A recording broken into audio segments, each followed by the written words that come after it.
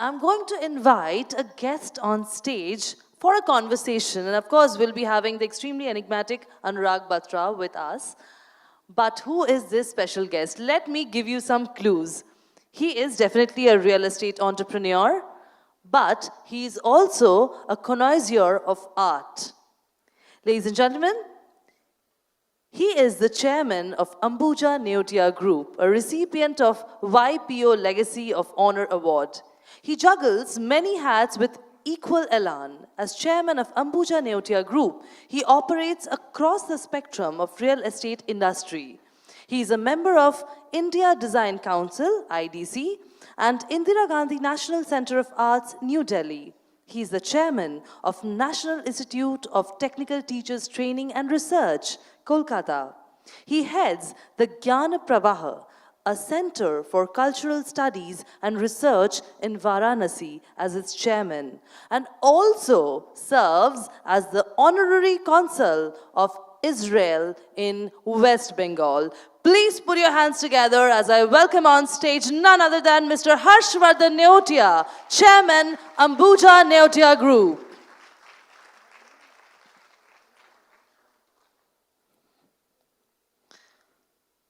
And to my absolute honor, ladies and gentlemen, I have told a lot of achievements about him, but he really makes us proud to be a part of Bengal.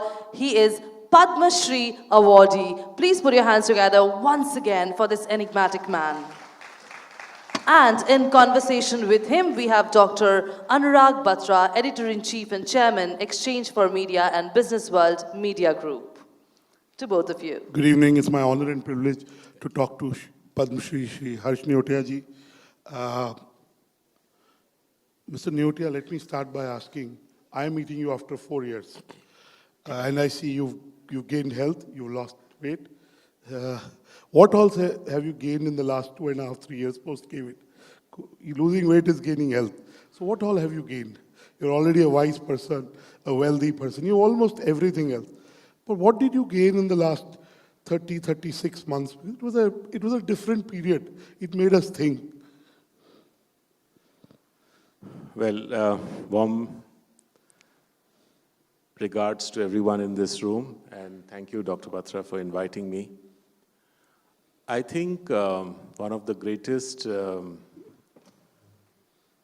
learnings of COVID was a sense of gratitude.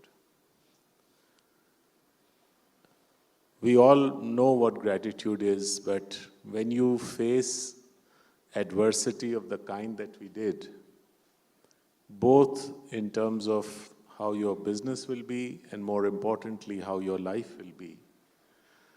And then you see those images on television of despair and, we saw the migrant workers, we saw people pining for oxygen.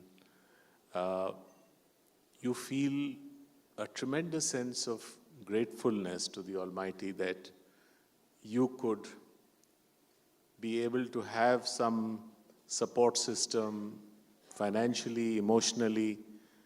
We were together with our family. Jokingly, I once said that we have never had 100 meals continuously on the same dining table in the same location ever in our life, which we did during COVID because we were stuck at home. The fact that the whole family was bonding in a unique way while you were going through this challenging period was a great learning in gratitude. And that to me was, I think, what stayed with me. Absolutely. I think, I have to tell you a small story. I tell my children that I was born bald. At the age of 10 or 11, but between 10 and 12, I have an older sister. She's 5 years older to me. Her name is Sukirti and my name is Anurag. And my nickname is Annu. You can guess, and her name is Bittu. So when we were younger, my mother would say to us that pray to God that your eyes are okay, your ears are okay, your limbs are okay. And I used to say to my older sister, and I would call her Bittu Didi, Mama kya bolti hai ki thank God for just having your ears to be okay, eyes to be okay. Trust me, I every day thank God for things that I would normally not thank maybe 20 years back. But you're so right, the opportunity to be able to talk to you, the opportunity to work with fantastic colleagues like Tripti and Sapna, and I really mean it.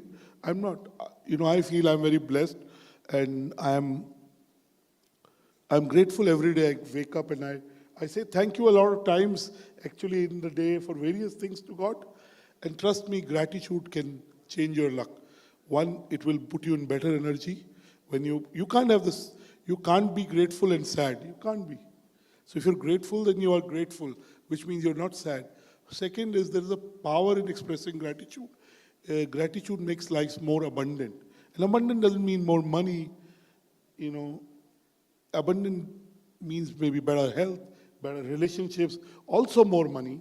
Money does allow you sometimes to be able to choose what you want to do and what you don't want to do, right? You deploy your time in the things that matter. So I think the fact that somebody like Mr. Neotia says that gratitude you show in your actions when you help other people, gratitude you show when you do whatever you do with 100% being in the moment. Now let me come to the business environment and then we'll come to the real estate environment.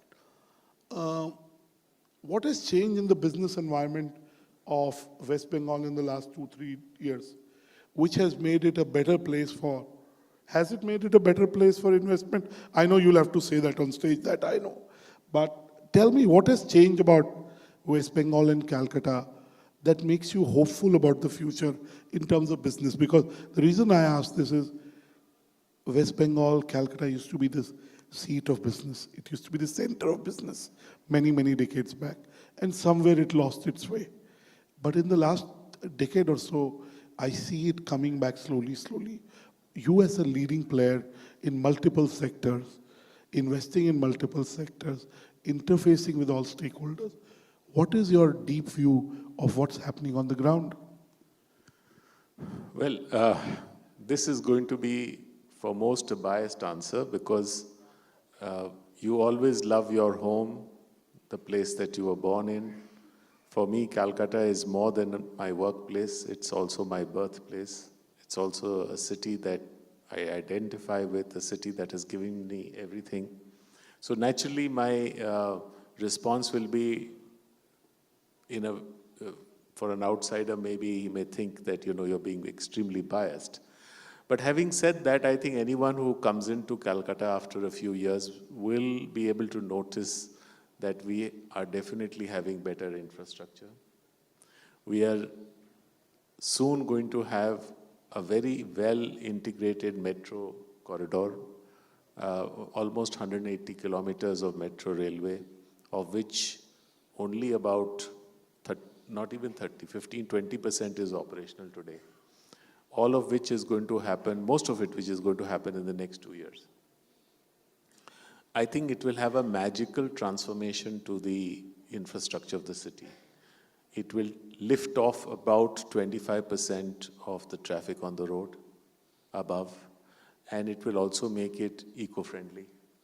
And altogether, I feel that it will transform I think already traffic is pretty decent in the city and it will become even better.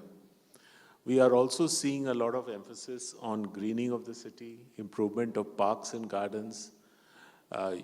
Some of them, people quarrel about this, the sense of aesthetics, but that's a very personal perception. But I think it's definitely, we have a cleaner city, a brighter city. I can say it's a cleaner city. And I can say the traffic is better. This is my 25th or 26th year of coming to Calcutta 2-3 times a year. And there are many other international events that are converging. So for instance, our recognition of the Durga Puja as a UNESCO World Heritage cultural sort of event is going to position Calcutta in a dramatic way in terms of international tourism. We recently got an international award for cultural tourism in the state. And there's a lot of far-flung areas that are getting developed because of better road connectivity. Road travel, which used to be a nightmare in most parts of India and certainly in parts of Bengal, is now increasingly becoming a pleasure. And I believe that I haven't done that road route personally, but my colleagues have done it between Calcutta and Siliguri, which takes 12, 14 hours, will come down to 8 hours. And this is going to be magical to the way people will move around the state.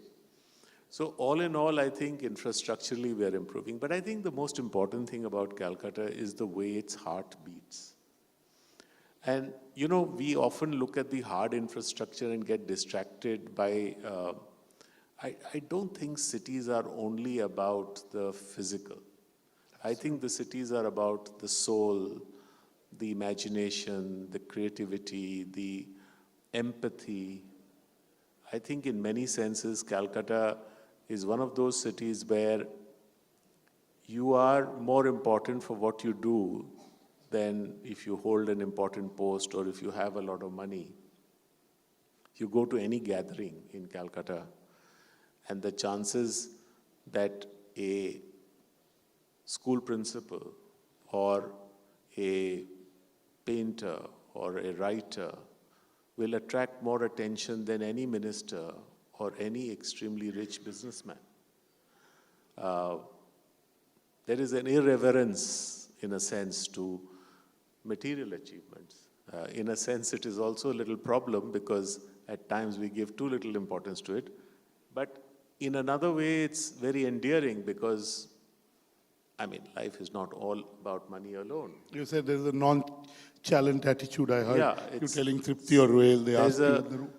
There's a sort of non-challenge to it. You don't mind spending an hour discussing how a football match went last evening, which has no consequence to your life or anything else, but the involvement of everybody in that discussion is phenomenal. Now, somebody may argue, and I think a lot of businessmen do, saying this is complete rubbish, waste of time, etc. No.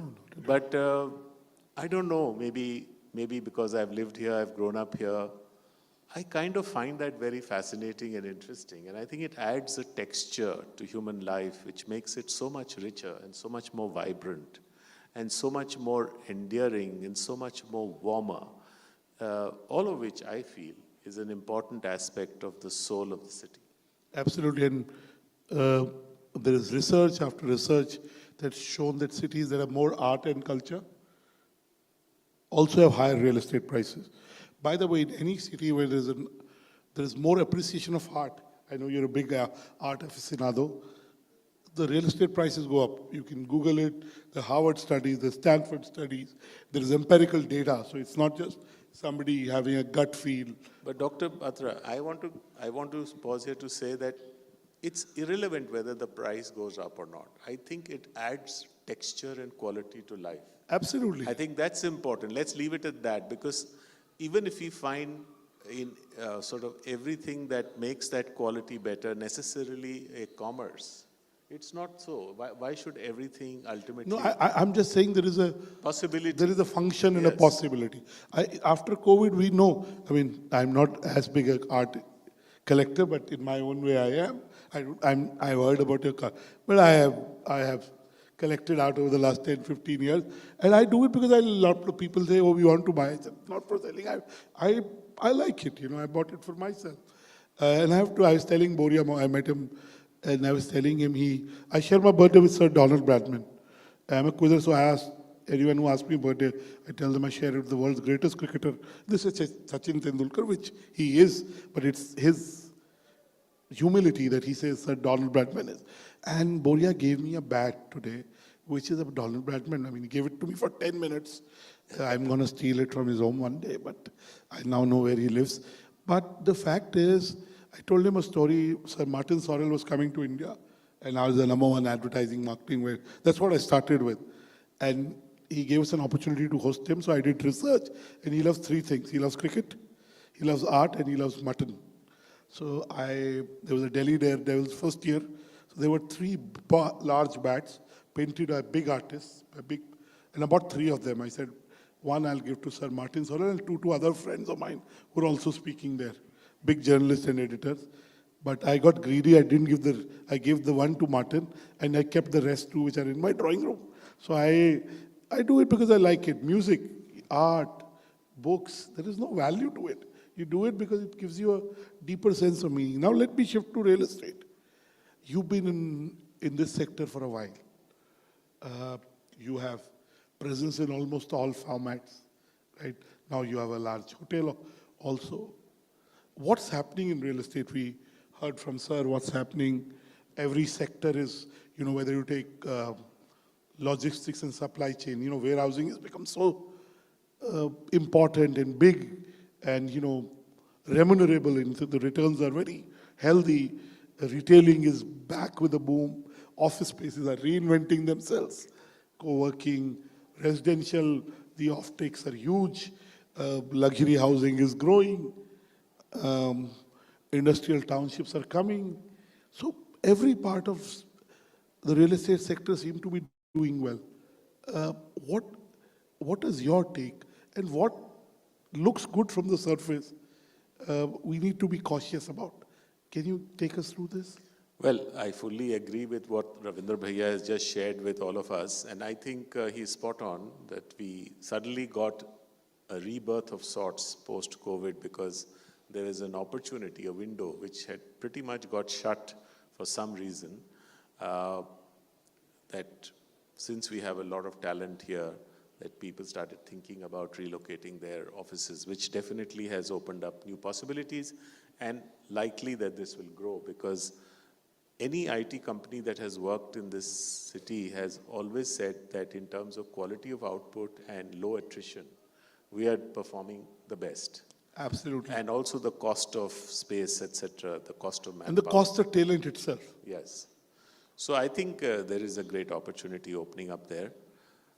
So is with retail. I think we were scared during COVID when a lot of retail moved online, and there was a feeling that this might be a permanent shift, but that's not true anymore.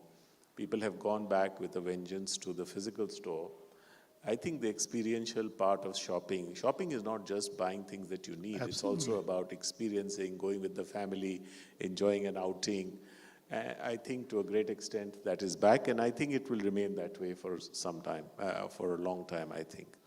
On the residential front, I think the big decision that happened with COVID was people realized the importance of a home and the size of a home. And for the first time, you said, okay, I need another room, and my bedroom cannot be just one where I have to stay the whole day with my wife.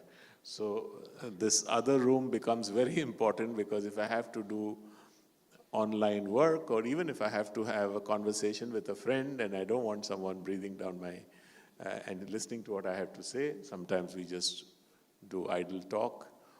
We would like to have some space. And so does the children. So this whole concept of children sharing a room is now anathema. No, even a kid who's 10 years old says, I want a separate space because he also has friends and she wants to do something else. So I think the need for a larger space, that is one. Second, of course, is that because people got locked in, I think they just feel that gated communities that provide large infrastructure of sporting and health activities and some amount of space to walk around, etc., has gained traction. So larger projects have a premium, I think. And then, of course, a major thing that happened was because there was a distress for a long time, and as Mr. Chamadia mentioned, there was a whole series of events from demonetization onwards, which had a debilitating sort of impact on real estate. COVID being the last straw, virtually, proverbially, on the camel's back. So I think they all caused a lot of developers, particularly smaller ones, to kind of exit this space. And therefore, the more established players were able to consolidate and were able to gain market share. Also, the buyers became more conscious and wanted to take the risk of investing only with well-established players. So I think that's also brought in some more discipline and perhaps quality and reliability and transparency, etc., to the sector, which improved its overall image. And that's not to say that we don't have some bad apples, and probably they were there in every field of life. Absolutely. But I think it has changed a great deal. Again, I want to end my conversation, two segments he alluded to. Chamaria Saab talked about student housing. Pre-COVID, that was a very big sector that looked promising, and it still looks promising. The other sector, again, Chamaria Saab kind of referred to was Old age homes. old age homes, which are becoming so important because, parents, as he gave the statistics. What do you see is the future of these two sectors? I don't know much about student housing, but it would be relevant in pockets, which is concentration of colleges, etc. But I definitely have studied the old age homes or senior citizen living, whatever you may call it. Old age is not exactly a very nice word. So I think there's a great possibility there, particularly because we have families where young people have to move around for work and they can't always be living with their parents. And particularly when the parents cross 70, I think young boys and girls who have migrated overseas or in other parts of India feel very concerned about their well-being. And they all do well, so they can afford it also. Because affordability is an important part of senior living. If you need to provide a whole list of services, you also have to afford a certain amount of money. I think both of which is converging very well. I think there's a great possibility. And now the stigma, in India, this whole concept of getting your parents to live in a senior citizen home was not very acceptable. It seemed to be that, You're sending them away. Yeah, you're sending them away. But now I think there is a greater acceptability because the way these things are being designed are just like more infrastructure to take care of them rather than, sort of sending them away into some kind of care home. There was a concept because usually the care homes were subsidized and usually the care homes were for the poorer section. So there was a certain kind of imagery which was not, but I think that has shifted a great deal. So I think there's a great opportunity there. Thank you so much. There are lots of real estate professionals there.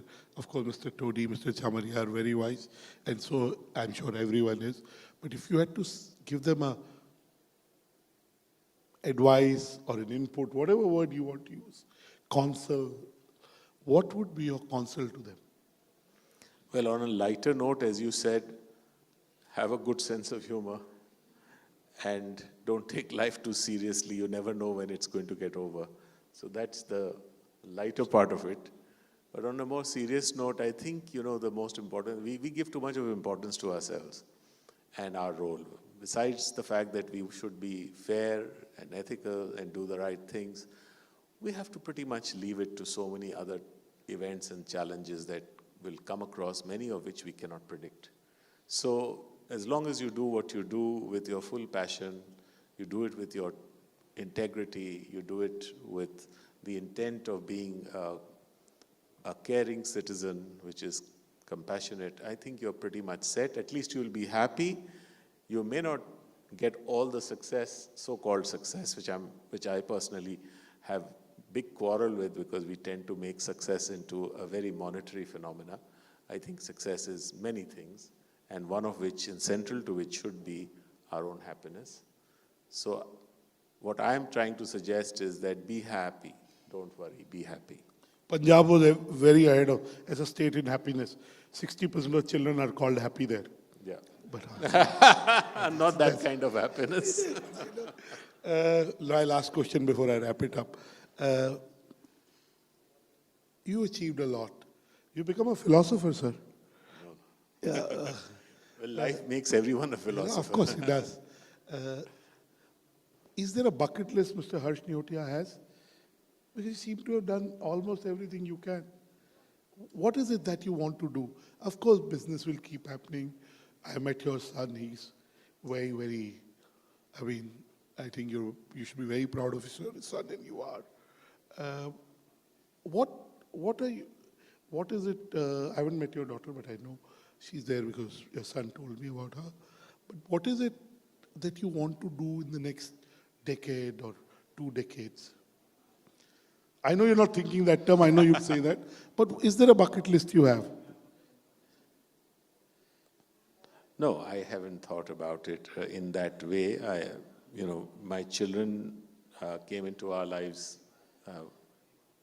much later than many of my friends' children came in. So I have a little bit of struggle left because they're going to take some time to settle down, and I have to still work hard to keep the process going till they sort of swim into it. But having said that, you never know how long you're going to be able and fit and fine. Well, I've always secretly, in a sense, wanted to be a teacher. Yeah. Not secret, I think. I've always thought that that's something I would like to do. So maybe at some stage when I give up my formal boots of running my company, that's what I would like to do. And what would you like to teach? Well, I don't know. The subjects would be varied, but I think it would be in the field of liberal arts. It would be essentially to build an attitude of how people should look at their life. You know, Mr. Neotia, during COVID, the single biggest course was a free course from Stanford on happiness, which is the most downloaded course for the first 24 months of COVID. And I also must tell you that on Coursera, which is a very large edutech platform, went public a couple of months back, a year back, a little more than a year back. The 3 biggest courses that were downloaded, I mean, we think of Python and artificial intelligence, machine learning, and they're very popular, where people upgrade. But they were about communication, about leadership, about empathy. So I think I resonate with all of that, and I think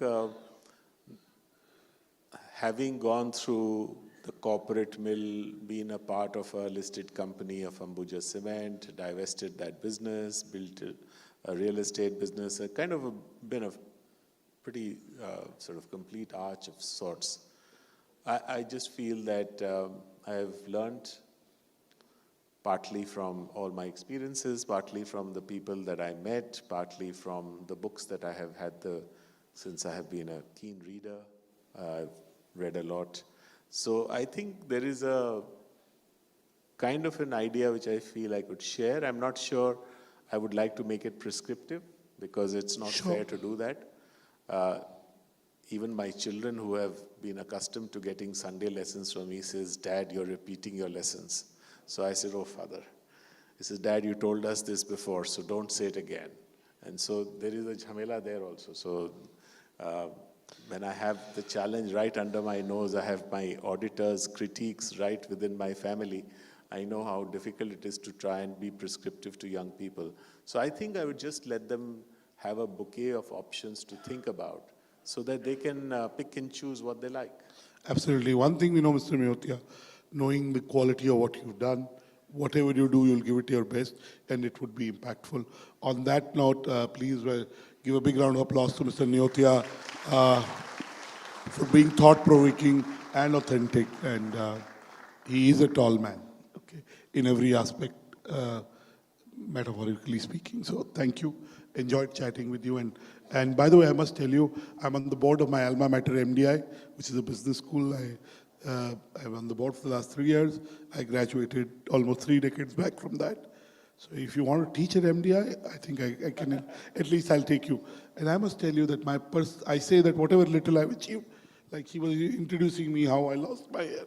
I say my parents' blessings, God, my wife's sacrifices, lots of friends' help. Somebody gave me money when I started, so on and so forth. But books, so I buy 50, 60 books a week, read 2, 3, maybe 5, read on flights, write column. But last year I started India's largest business lit fest. I've not brought it to Calcutta. I'll bring it to Calcutta. And last week I brought Ken Honda from Japan. Happy Money. He sold 9 million copies, right now the number 1 author in the business segment.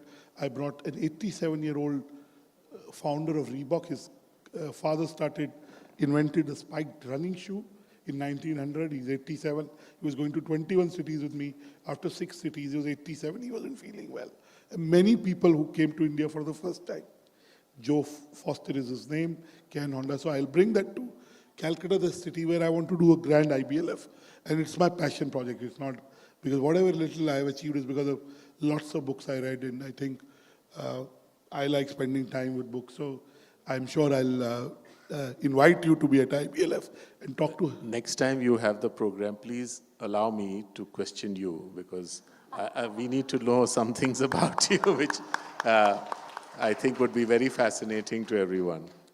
I don't know, but I have a book Let's of... flip. Let's have an agreement. Next time we'll flip it around.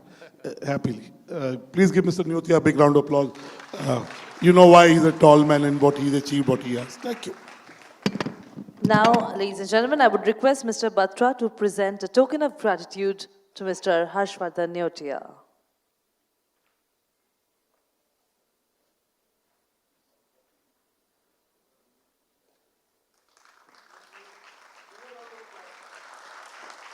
Two very, very enigmatic men from our generation standing together on that stage and inspiring each one of us.